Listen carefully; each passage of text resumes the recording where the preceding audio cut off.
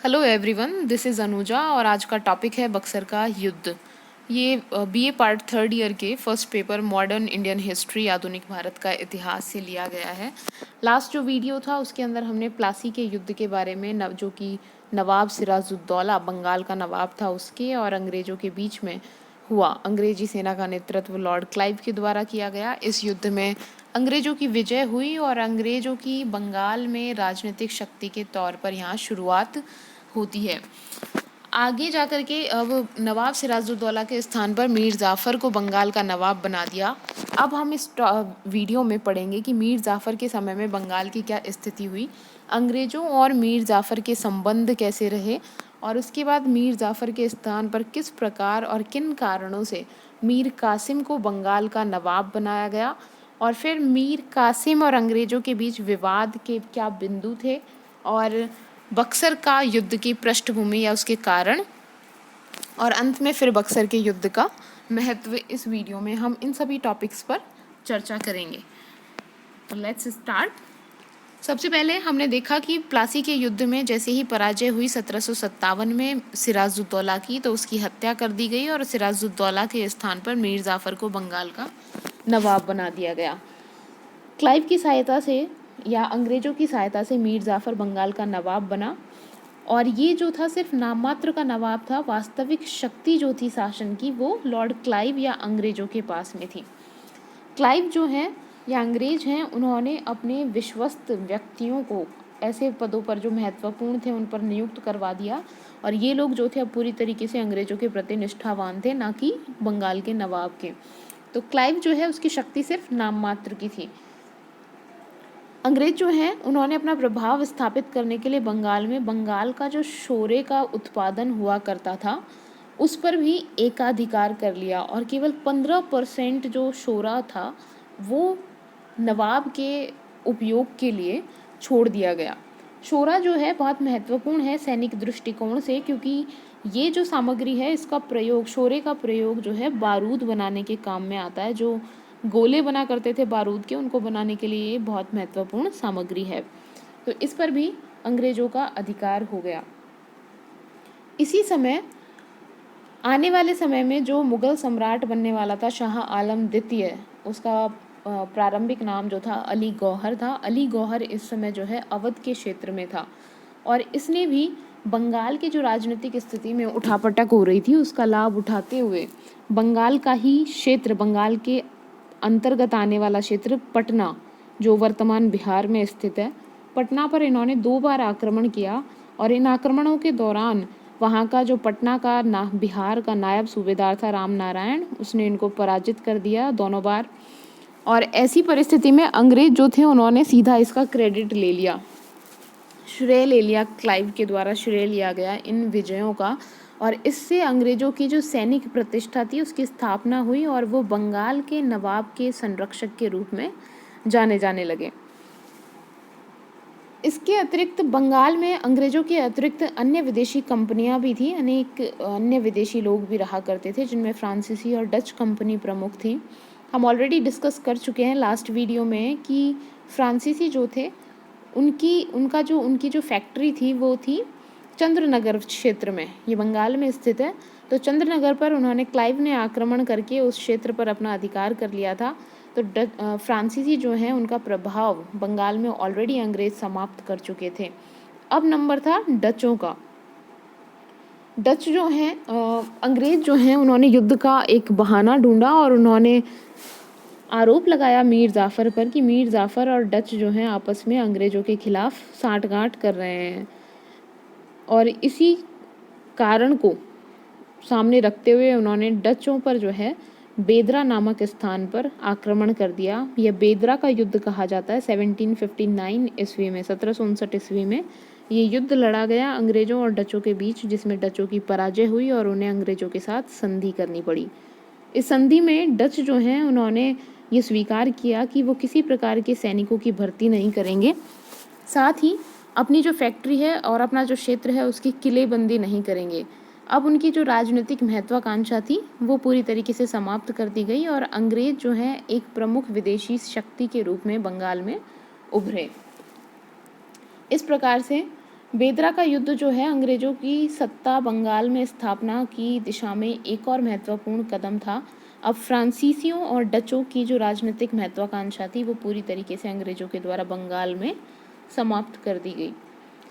इस समय अगर मीर जाफ़र के समय अगर हम प्रशासनिक व्यवस्था की बात करें तो धन की समस्या बहुत इकट्ठा हो रही थी, क्योंकि मीर जाफ़र के द्वारा अंग्रेज़ों की सहायता के बदले में उन्हें बहुत सा धन दिया गया, जमींदारियां दी गई, व्यापारिक अधिकार प्रदान किए गए। और ऐसी परिस्थिति में फिर मीर जाफ़र जो था उसकी प्रशासनिक स्थिति एकदम गड़बड़ा रही थी। इसी स्थिति में 1760 ईस्वी में लॉर्ड क्लाइव जो था उसे इंग्लैंड बुला लिया गया और उसके स्थान पर अब लॉर्ड वेंसीटार्ट जो था वो फोर्ट विलियम का गवर्नर बन करके बंगाल आया, कलकत्ता आया। इस समय मीर जाफ़र जो था उसके द्वारा अंग्रेज समर्थक कुछ मंत्रियों को उनके पदों से हटा दिया गया, जिससे अंग्रेज और मीर जाफ़र के बीच में जो है विवाद बढ़ने लगा। इसी समय मीर जाफ़र का जो पुत्र था मीरन, उसकी हत्या हो गई और वो इस समय बंगाल के नायब नवाब के पद पर था। तो अब ये जो पद था वो खाली हो गया और इस पद पर अंग्रेज किसी ऐसे व्यक्ति को बिठाना चाहते थे जो उनकी धन की आवश्यकता को पूरी कर सके, क्योंकि जैसे दक्षिण में जो युद्ध हुए थे अंग्रेजों और फ्रांसीसियों के बीच में, आंग्ल फ्रांसीसी युद्ध जिन्हें कहते हैं, उन युद्धों के चलते अंग्रेजों की जो आर्थिक स्थिति थी अंग्रेजी कंपनी की वो थोड़ी बिगड़ रही थी और उन्हें धन की बहुत ज़्यादा आवश्यकता थी। तो ऐसा व्यक्ति चाहिए था जो धनी हो, अंग्रेजों को धन प्रदान कर सके, और मीर कासिम के रूप में उन्हें एक ऐसा व्यक्ति प्राप्त हुआ। मीर कासिम को जो है नायब नवाब बंगाल का बना दिया गया और मीर कासिम के द्वारा बहुत भेंट जो है अंग्रेजों को और उनकी कंपनी को प्रदान की गई। ऐसी स्थिति को देखते हुए अब जो अंग्रेज थे उन्होंने मीर जाफ़र को उसके पद से हटाकर किया और मीर कासिम को उसके स्थान पर बंगाल का नवाब बनाने का षड्यंत्र रचा। और इसी को 1760 ईस्वी की रक्तहीन क्रांति कहते हैं, क्योंकि अब जो है अंग्रेजों द्वारा बंगाल के नवाब को परिवर्तित करने के लिए कोई किसी प्रकार का युद्ध लड़ने की आवश्यकता नहीं पड़ी। उन्होंने मीर जाफ़र को उस शांतिपूर्ण तरीके से उसके पद से हटा दिया, गद्दी छोड़ने पर विवश कर दिया दबाव डाल करके, और मीर जाफ़र के स्थान पर मीर कासिम को बिना किसी युद्ध और लड़ाई के बंगाल का नवाब नियुक्त कर दिया गया अंग्रेजी कंपनी द्वारा। इसीलिए इसे रक्तहीन क्रांति कहते हैं।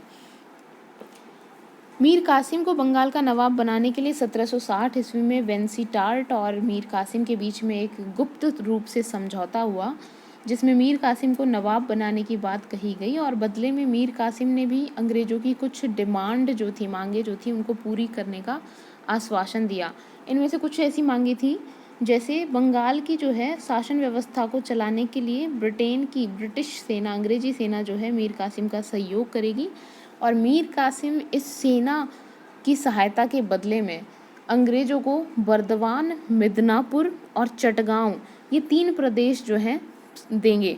साथ ही सिलहट जो क्षेत्र है बंगाल में, वहाँ सीमेंट उत्पादित होता था, तो इस सीमेंट को खरीदने का जो है अधिकार अंग्रेज़ों को 3 वर्ष के लिए दिया गया।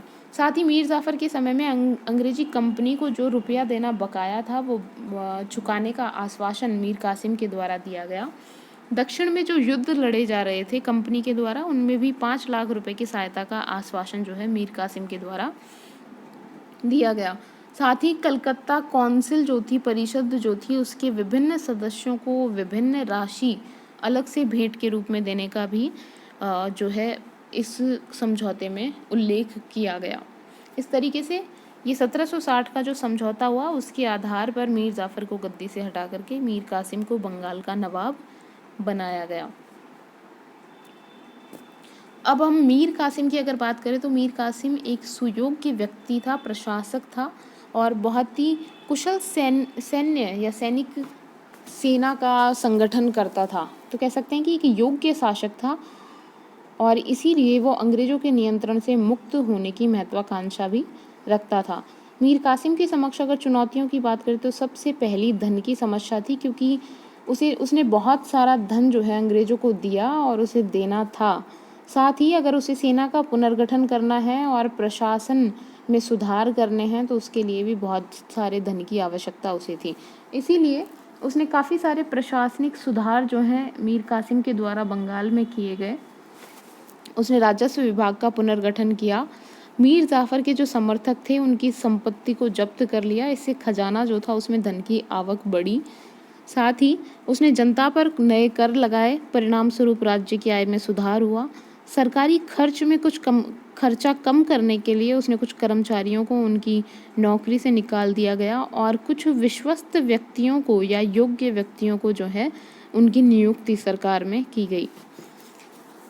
इस तरीके से उसने राजस्व व्यवस्था को सुधारने का प्रयास किया। दूसरा, वो अंग्रेजों से दूर रहना चाहता था, उनके नियंत्रण से दूर रहना चाहता था और कठपुतली और नाम मात्र के नवाब की तरह जो है शासन नहीं करना चाहता था।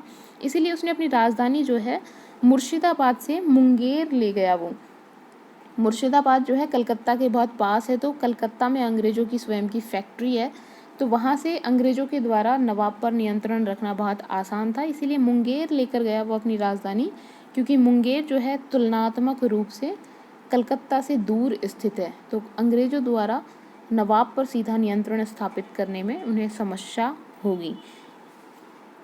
साथ ही उसने सेना का पुनर्गठन करने किया और इसी के लिए उसने यूरोपीय आधार पर यूरोपीय पद्धति से सेना का प्रशिक्षण किया। उसके लिए उन्होंने फ्रांसीसी और अमेरिकी अफसर जो थे उनको नियुक्त किया सेना में। उसने जो है मुंगेर में बारूद और तोप बनाने का कारखाना मीर कासिम ने स्थापित किया। इस तरीके से उसने सेना को जो है मजबूत बनाने का कार्य किया। मीर कासिम जो है एक योग्य प्रशासक था, कुशल संगठन करता था, सेना का संगठन किया उसने। अब जो है नई समस्याएं आ खड़ी हुई। मीर कासिम जो था एक महत्वाकांक्षी शासक था, अंग्रेजों के परमानेंट नियंत्रण में नहीं रहना चाहता था। इसीलिए अब अंग्रेजों और मीर कासिम के बीच जो है विभिन्न विषयों पर मतभेद जो है उभरकर सामने आने लगे। सबसे पहला और प्रमुख प्रश्न जो अंग्रेजों और बंगाल के नवाबों के बीच में मतभेद का कारण एक लंबे समय से चला आ रहा था, वो था व्यापारिक प्रश्न। फर्रुखियर के द्वारा जो दस्तक दिया गया था, दस्तक का अधिकार दिया गया था अंग्रेजों को कि कर मुक्त व्यापार, यानी कोई भी किसी भी प्रकार का शुल्क जो है कंपनी के माल पर उन्हें नहीं देना पड़ेगा। लास्ट वीडियो में भी हमने इस दस्तक के अधिकार को चर्चा की थी और ये देखा था कि किस प्रकार से इस दस्तक के उपयोग से जो है बंगाल के नवाब को और भारतीय व्यापारियों दोनों को नुकसान पहुंच रहा था। क्योंकि दस्तक यानी कर रहित, जब कोई कर नहीं देना पड़ रहा था कंपनी के माल पर, तो भारतीय जो व्यापारी हैं उनके माल की कीमत जो है कंपनी के व्यापारियों के माल की तुलना में अधिक थी। साथ ही कंपनी के जो कर्मचारी थे अपने निजी व्यापार पर भी इस दस्तक का लाभ उठा रहे थे। साथ ही कुछ भारतीय लोगों से भी रिश्वत इत्यादि लेकर के उनके माल पर भी इस दस्तक का लाभ उनको भी प्रदान किया जा रहा था। तो राज्य बंगाल की जो आय थी उस पर इसका बहुत अधिक विपरीत प्रभाव पड़ा और भारतीय व्यापारियों पर भी विपरीत प्रभाव पड़ा। बंगाल मीर कासिम जो था उसने कंपनी को लिखा, स्पेशली पत्र लिखा और गवर्नर जो था वेंसीटार्ट, उससे भी शिकायत की। वेंसीटार्ट जो है वो सहमत हो गया था कि कंपनी के माल पर 9% शुल्क अदा किया जाए, लेकिन जो कौंसिल थी कलकत्ता की उसने वेंसीटार्ट के इस प्रस्ताव को रद्द कर दिया। ऐसी स्थिति में मीर कासिम ने अब क्या किया, मीर कासिम ने भारतीयों के व्यापार को भी निःशुल्क कर दिया, यानी कर मुक्त कर दिया कि अंग्रेज अब व्यापार पर कर नहीं दे रहे हैं तो भारतीयों के व्यापार को भी कर मुक्त कर दिया जाए। अब इससे अंग्रेजों का नुकसान हुआ क्योंकि अब उन्हें कोई विशेष अधिकार प्राप्त नहीं हो रहे थे, तो उनको कोई लाभ प्राप्त नहीं हो रहा था भारतीय व्यापारियों की तुलना में, क्योंकि दोनों ही अब कर नहीं दे रहे हैं, तो दोनों के माल की कीमत जो थी वो अब कम समान हो गई थी, एक की कम एक की ज़्यादा नहीं रही। तो ये जो प्रश्न था इस पर अंग्रेज जो है असंतुष्ट हो गए कि मीर कासिम के द्वारा उनका जो विशेषाधिकार है वो समाप्त कर दिया गया है। अब उन्हें ना भारतीय व्यापारियों के बराबर में आकर के प्रतिस्पर्धा करनी पड़ रही थी, जिससे उन्हें व्यापार में हानि होने लगी।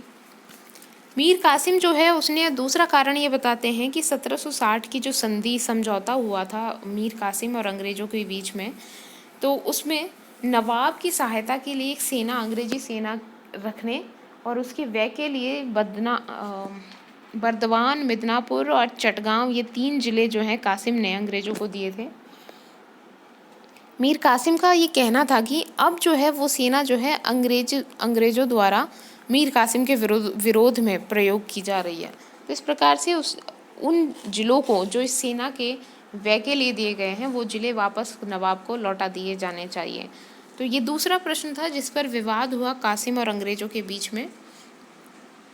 मीर कासिम जो है अंग्रेज़ों के नियंत्रण से मुक्त होने की महत्वाकांक्षा रखता था और इसीलिए कलकत्ता कौंसिल जो थी, अब उसने मीर कासिम को उसके पद से हटाने का फैसला किया, क्योंकि मीर कासिम पर अब अंग्रेज़ों द्वारा नियंत्रण बनाए रखना बहुत मुश्किल होता जा रहा था। और इन परिस्थितियों ने ही आगे चल कर के बक्सर के युद्ध को जन्म दिया। मीर कासिम पर नियंत्रण स्थापित करने के लिए अंग्रेज़ जो हैं उन्होंने मेजर एडम्स के नेतृत्व में 1763 ईस्वी में एक सेना मुंगेर, जो मीर कासिम की राजधानी थी, उसकी तरफ भेज दी। और इस सेना और मीर कासिम के बीच में लगभग 3 युद्ध हुए और इन तीनों युद्धों में कासिम की पराजय हुई। कासिम जो है अब मुंगेर को छोड़ कर के पटना की ओर अपनी सेना सहित भाग निकला और अब बंगाल के नवाब का पद जो था वो पूरी तरीके से पुनः रिक्त हो गया, खाली हो गया। और अब इस पद पर अंग्रेज़ों के द्वारा फिर से दूसरी बार मीर जाफ़र को बंगाल का नवाब बनाया गया।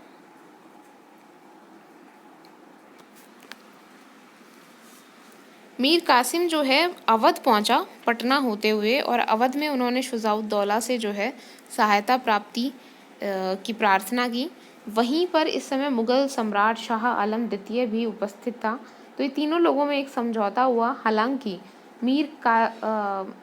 शाह आलम द्वितीय और अवध का नवाब शुजाउद्दौला, ये दोनों जो हैं इनडायरेक्टली गुप्त रूप से जो है जो अंग्रेज़ थे उनसे भी समझौते का प्रयास कर रहे थे। हालांकि अंग्रेज़ों के साथ इनका कोई फाइनल समझौता नहीं हो पाया, इसी वजह से इन्होंने मीर कासिम का साथ दिया। तो एक संयुक्त मोर्चे का निर्माण किया गया इन 3 शक्तियों द्वारा। उत्तर भारत की 3 प्रमुख शक्तियाँ, दिल्ली का सम्राट, मुग़ल सम्राट शाह आलम द्वितीय, अवध का नवाब शुजाउद्दौला और बंगाल का नवाब मीर कासिम या भूतपूर्व नवाब कहें मीर कासिम, ये तीनों जो हैं मिलकर अंग्रेज़ों के खिलाफ युद्ध के मैदान में आए। ये जो युद्ध है ये बक्सर का जो मैदान है वहाँ पर हुआ। इसमें अंग्रेजी जो सेना थी उसका सेनापतित्व हेक्टर मुनरो के द्वारा किया गया। ये जो बक्सर का युद्ध हुआ इसके अंदर अंग्रेज़ों की विजय हुई और कासिम, शुजाउद्दौला और शाह आलम द्वितीय, ये तीनों पराजित हुए। इनसे अंग्रेज़ों के द्वारा संधि की गई, जिसे इलाहाबाद की संधि कहते हैं, या अगस्त 1765 में ये संधि हुई। और अलग अलग 2 संधियाँ होती हैं इलाहाबाद की संधि, एक अवध के नवाब के साथ होती है और दूसरी दिल्ली का जो मुग़ल सम्राट था उसके साथ में होती है।